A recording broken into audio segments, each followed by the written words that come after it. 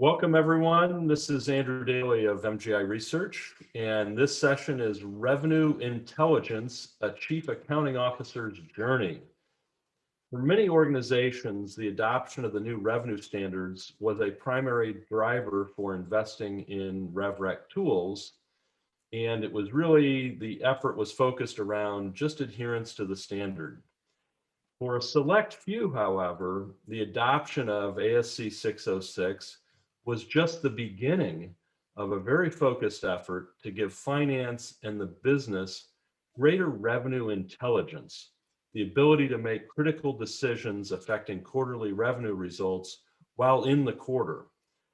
To share the experience of how one chief accounting officer managed both a successful IPO and has in the process of flipping revenue accounting from a retrospective task to a proactive business enabler, I'm delighted to be joined by Jugnu Bhatia, the Chief Accounting Officer of Zscaler.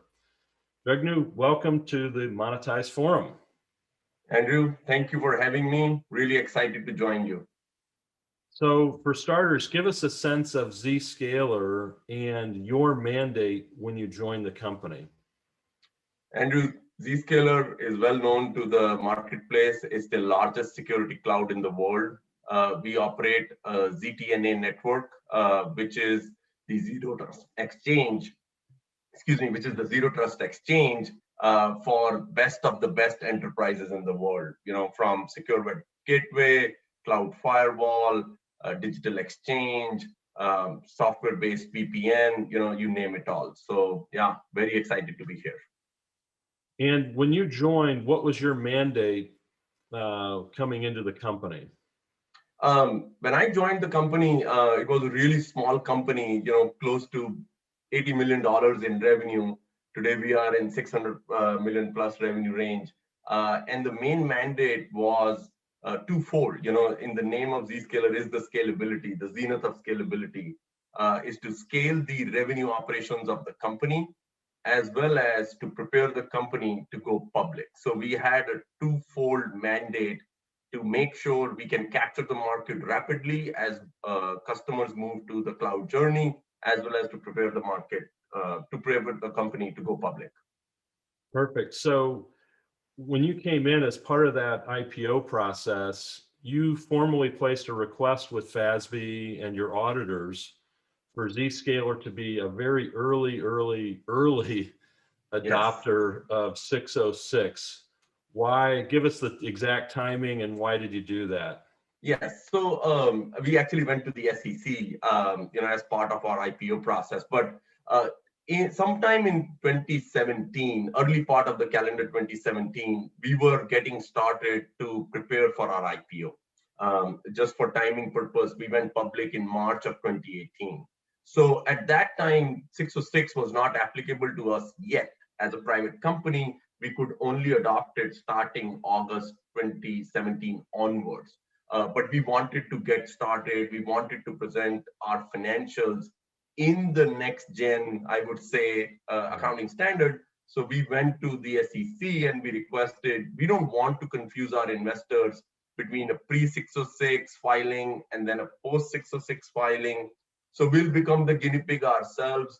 We'll early adopt. So please permit us to early adopt, even though it is not applicable to us, because we envision ourselves to be a public company down the road, and we want to play by the rules that the larger public companies do. So we early adopted, and if you go into the public domain, you will not see any financials of Zscaler that are on a non-606 basis and then a transition to 606 all along. Yeah, and so as part of 606, there's this issue of determining fair value and then making proper allocations. It's a challenge for everyone. And as you mentioned, when you came in, it was really about how do you put the systems in place and the processes in place, right, to scale. Yep. How did you kind of begin to think about automating the RevRec process? Yeah, so as you pointed out rightly, the fair value determination rules, changed. So early on, as we were, taking the journey of becoming a public company, Obviously spreadsheets were the best partner for us, as everybody else does. So for almost, I'll say a year and a half, we have been using massive spreadsheets to prove to our auditors the fair value allocation, the auditability of those, the internal controls around them, so on and so forth. But we always believed that there would be a good solution. We were still in the discovery phase in terms of how do we automate that effort. So a company named Ayara, it's early stage company that we started engaging. They were already engaged with some of our co-founders early on in a different setting. And, we started engaging with them to understand they had this thought of automating this effort. And we said, if you can prove to us and if you can come close to or almost accurately perform the same allocation we are going through for our audit purpose in this tool, we are all game for you. And as Zscaler's culture is, we go after newer technologies. We are ourselves, pioneer in a technology space. So we went with them for almost a 9-month POC, and recently we have signed up to make sure we can use the SSP analyzer to automate our efforts with respect to the fair value allocation. Yeah, I just want to reinforce that. Zscaler is known as one of those rare companies that's known as being both innovative from a product point of view, but also very innovative internally in terms of your operations and your processes. And going back to what you just mentioned, you guys went through a very intense 9-month POC. Yes. Putting this SSP analyzer through its paces. Can you describe the SSP analyzer from Ayara? What does it do? What were you looking for, and what are you getting from it today? Absolutely. Yeah, you pointed out exactly what we went through, primarily because we wanted to tie it to our quarterly reporting. So if you think about the 9-month is well thought out, because we want to make sure we start immediately after our new year, run it for the quarterly reportings, and be that in place before we get to our next year end. And so we wanted to make sure that it went through the same rigor that we go through the audit process for those 3 quarterly reportings, parallel process our data using our existing process, and then run it again in the Ayara tool to make sure the outcomes are absolutely the same. So there were early differentiations of the methodology, and some we refined and some they refined, and that's how we went through and made sure that the POC is successful before we sign up. Generally, SaaS vendors, they have a very position of selling, and you do buy it without a lot of POC. Zscaler itself sells a lot of POC-based customers because we want them to be successful. That was the same methodology. We partnered with Ayara to make sure we are successful when we are out of the door. And the SSP analyzer itself, as you pointed out, we sell a lot of bundles. We sell a lot of SKUs, which most of the successful software companies would be doing, which includes implementation services, premium support, types of services that we provide. We also provide our customers to ramp with us over a certain period of time. We also sometimes provide them future benefits with respect to if they were to come and add more features to their offering. So all these issues eventually need to be captured in terms of the fair value allocation, and that is where the complexity was when we were running it through the spreadsheet models. And that's what the biggest solution that we were getting, and that's why we embarked and made sure that we can get there, test it, and implement it. Yeah, so in those complicated ramp deals, it gets very difficult, not just from the initial booking, but as the customer scales up, their usage and consumption of everything that you're offering, professional services, product, et cetera, you then have to go back and make all those changes, right? In the allocation tables.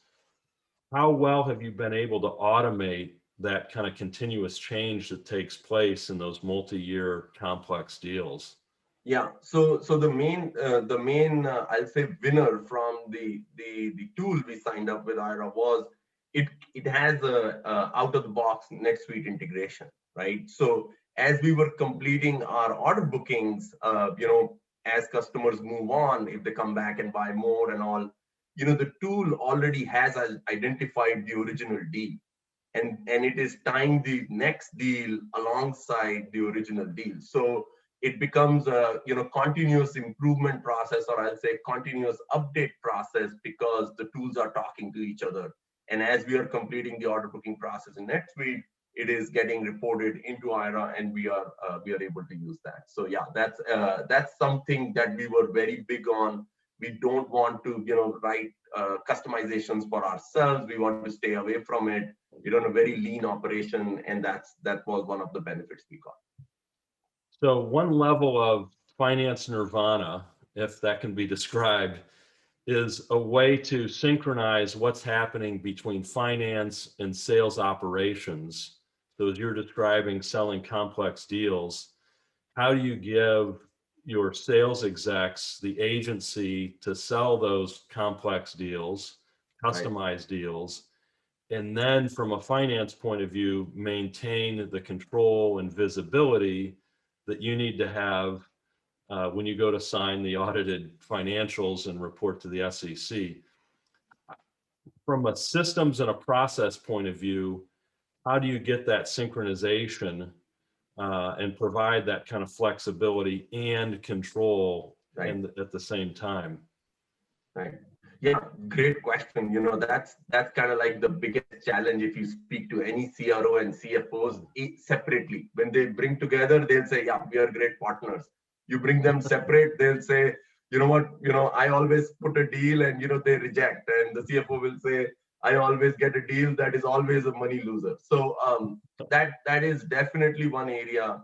And as companies are selling solutions that are focused to customers, the structures of the deal are to be structured to the customer and not to the iron fist of finance. That's what we believe. And we have early on we have used human intelligence, because there were not that many tools that are catered more towards revenue intelligence in an automated fashion. What we have now started looking through the processes is to make sure that how can we bring revenue intelligence back at the quoting stage. So if you are selecting certain BOMs, and what are you trying to build for the customer to serve the customer in the right way, does it make sense for us? Discounting was always the case to control, but that was only the portion of what the discounting would be done with respect to whether I want to sell or not. What will it do to revenue, gross margin, and those things, especially on a revenue attributed basis in a SaaS model that we care about, was yet being done on a manual basis or a deal by deal basis. And if you wish to scale, that cannot be the case. You need to provide intelligence right there when the sales rep is building the BOM. And so that's something we are really excited about. We are exploring more, and we have a path that we want to put together where the revenue intelligence that Ayara has is going to talk to CPQ, which is what also is their out of box functionality that we want to explore and use to provide intelligence right at the doorstep for the sales organization. So very specifically from a finance point of view, by having a view into the quoting process as quotes and BOMs are being added, what does that give you in terms of control over a quarter, quarterly results, or Yes. how you incentivize account execs? What does that really give you in terms of fine-grained controls? Yeah, so that's a great question, and I'll say one of the closely monitored process in any company. How are you tracking revenue forecasting for that quarter, right? And that's the biggest question for any CFO during the quarter. Is it guidance, compared forecast, board plan? How are you, putting it all together? Especially for the deals that are happening right in the middle of the quarter. In SaaS, you have a base, you run with the base. but then you do add newer deals during the quarter, especially sometimes in the middle of the quarter. And you want to make sure that is the case that you are capturing. So we are using this intelligence in our thought process to make sure we can provide at the point intelligence of our forecast that can help our CFO make sure that the estimates that they are making using spreadsheets today are actually based more on a deal by deal assessment basis. That is the value proposition that we will get from this. Yeah, and so presumably that also then feeds into budgeting and planning, because then you can actually see what's the cash picture going to look like over time, almost in real time.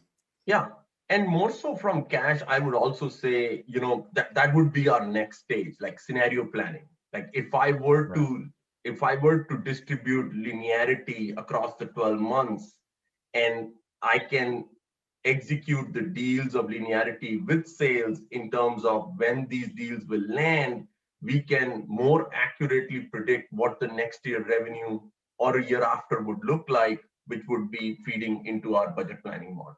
Yes, absolutely.